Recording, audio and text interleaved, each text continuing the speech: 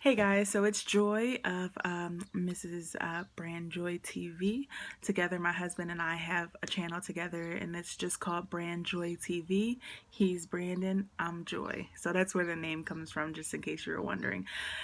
So this video is going to be talking about something that I kind of debated, like, should I talk about that? Shouldn't I? But it's kind of like a quiet thing amongst like people, like it's infertility, and a lot of people don't like to talk about it, but so many people go through it. So many, you will be surprised. I mean, it seems like everybody has a baby, but everybody but us. So to start this video off, my husband and I got married on November 11th, 2011. So 11/11/11, and well, this November it'll be 5 years since we've been married, and since our wedding date, we haven't used any protection or anything like that. Yet we haven't felt pregnant. Sorry, I'm typing on my computer so I can get better light. See, better light from the screen. So we haven't felt pregnant just yet. And it's been pretty difficult. This year we took like more of a really active approach in trying to conceive. First thing we did was we got a pretty good OB. Like, I like her a lot. She's a little eccentric, but she's pretty cool. She did a hysteroscopy, which is where they go in and take a biopsy of your uterine wall, right? And from that they can tell if you're ovulating. First she said I was ovulating, then they said no, you're not ovulating. Oh, and by the way, you have PCOS. PCOS sucks. It's polycystic ovarian syndrome, and I turns out I don't ovulate, or I didn't. I'll come back to that. I don't ovulate, and you have trouble losing weight. You get acne, which I mean I have more than I normally do. The only time I really get acne is when it's that time of the month. But yeah, you get extra hair in unwanted places. Like, some women get like hair like in certain places. I haven't experienced that. God forbid I don't experience that, because it's just terrible. And the other thing is, I'm just kind of looking at some of the symptoms here. Irregular periods, I don't suffer from that. I get like the same day every month, 28-day cycle. It's pretty regular. And depression. So I used to take Lexapro for depression and anxiety. I have generalized anxiety disorder, but I stopped taking it, kind of cut myself off cold turkey, because I wasn't really seeing any improvement in it, and it just wasn't, I don't know, I don't really like to take pills. I try to take the least amount as possible, and I felt like I didn't really need that. So, didn't really, I took it for like 2 months and then just stopped it. But the other side effect with PCOS is insulin resistance, and that is something that I do have to deal with. I'm like borderline diabetic. I am overweight, and it's a very scary thing to be borderline diabetic. So I'm just trying really hard to maintain it. I'm trying to work really hard, and not trying to improve my diet and take the medicine that's been prescribed to me and do all of these things that my doctor mentioned.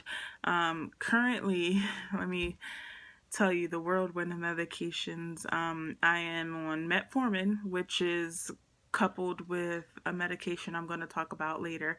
But if you're trying to conceive and you have PCOS, your doctor almost always prescribes you metformin. The other medication is methodopa. I can't really remember what that one's for. I think it might have to do with the metformin. I'll kind of write that in the prescription if I remember. So metformin, methodopa, Synthroid. Synthroid I take every morning when I wake up, and I think that helps with thyroids. They believe that I'm having some thyroid issues, which is another thing that's pretty scary. I mean, I'm only 28. I've been somewhat obese all my life, but lately I've been gaining weight pretty rapidly, and That's how I found out I had PCOS. You gain weight and then it makes it hard for your body to lose weight, which really sucks. Other than that, I take iron every day because I'm anemic. And those are the only actual medications like prescribed for just like general health. Then we go into medications prescribed for trying to conceive. So this here is this is OB Gold. I don't know if you can see it. It's a cute little gold pill, and this is my prenatal vitamin, and I've been taking it probably more than 3 months. But it's good when you're trying to conceive. They say the second you realize you're trying to conceive, take prenatal vitamins because it helps a lot. Second thing, and that one's called OB Gold. Second thing that I take is this,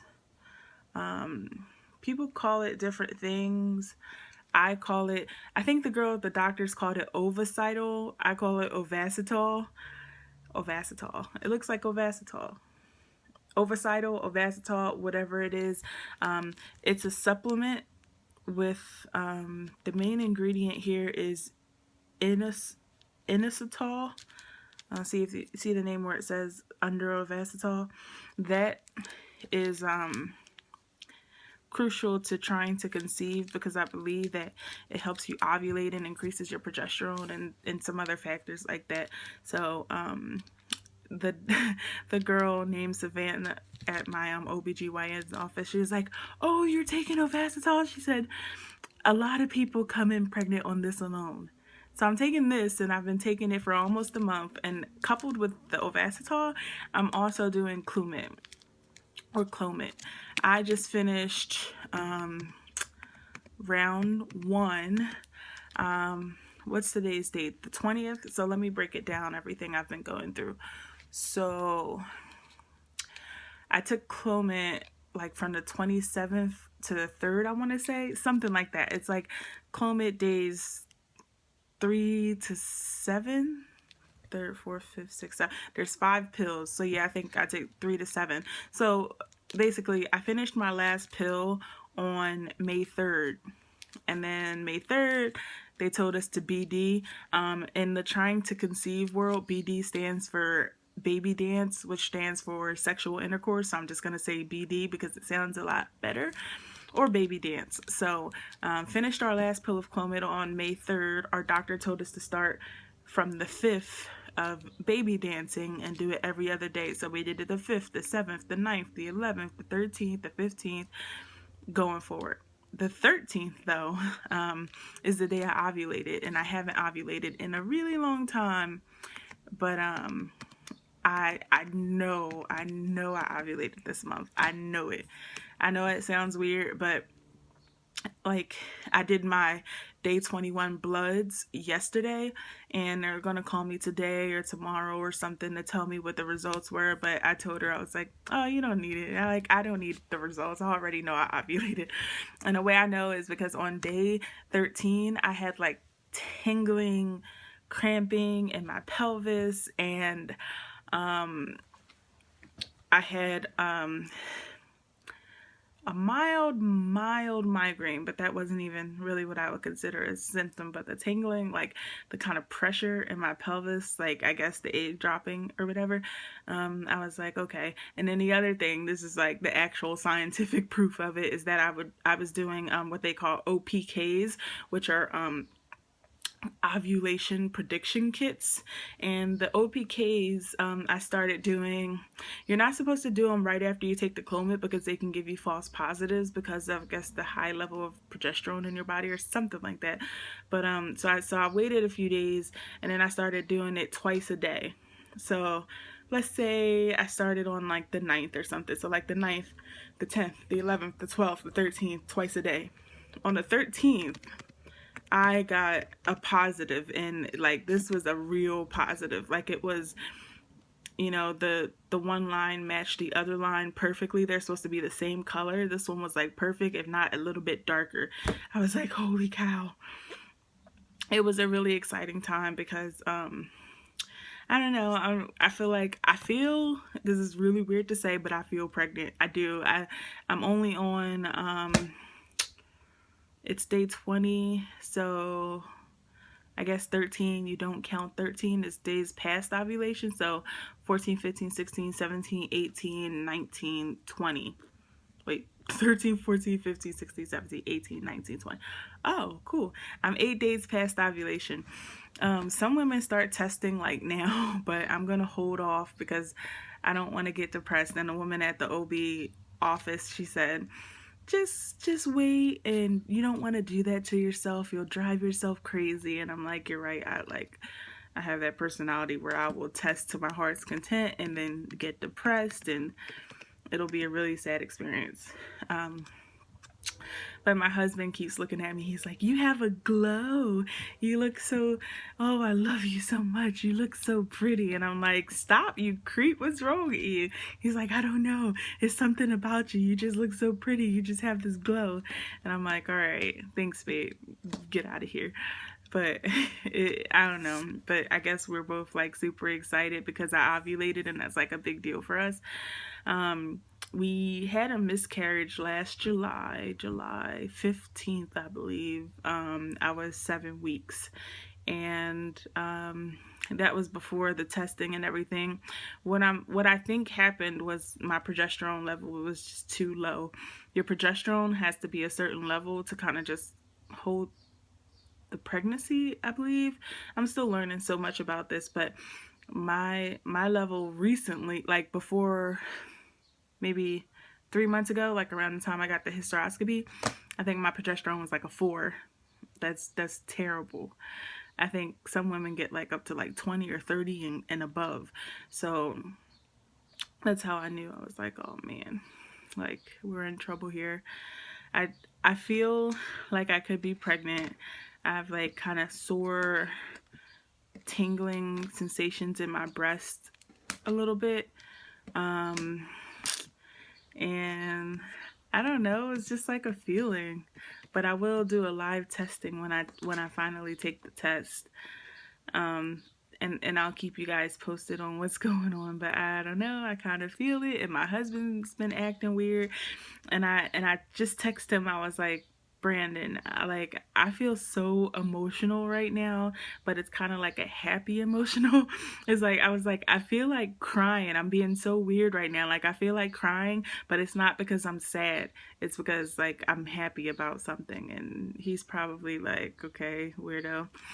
But this video is getting pretty long. I'm sorry guys. I don't know if anyone's gonna actually watch this, but that's pretty much it. Just to kind of sum up the video, miscarriage last July 2015. May 2016, we did our first round of Clomid. Oh, I didn't mention this. It was 50 milligrams and days 3 to 7. You can do different days. Like some women do days 5 to 9, some do 3 to 7, some do 2 to 5, something like that.